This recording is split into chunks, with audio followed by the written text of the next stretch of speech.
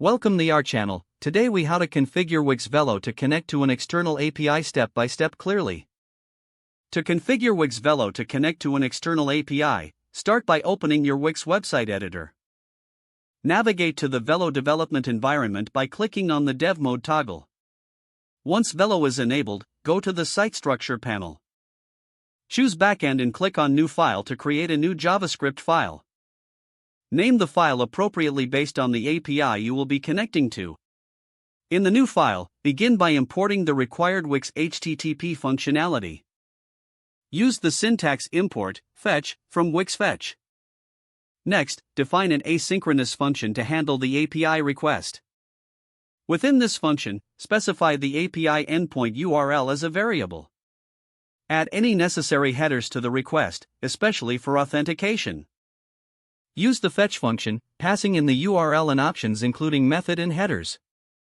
Handle the promise returned by the fetch function to process the response. Check if the response status is OK before parsing the JSON data. If the response is successful, you can log the data to the console or handle it as needed. On your site's frontend, you will need to trigger this backend function. Go to the desired page and add a button to initiate the API call. In the Properties panel, link the button's on-click event to the backend API function you created. Test the integration by previewing your site and clicking the button. Watch the console for any logs or errors to troubleshoot if necessary. Make any adjustments as necessary to ensure data flows correctly. Once everything is functioning, save your changes and publish the site.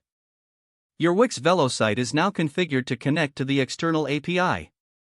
If the page does not load, refresh the browser or try again in a private or incognito window.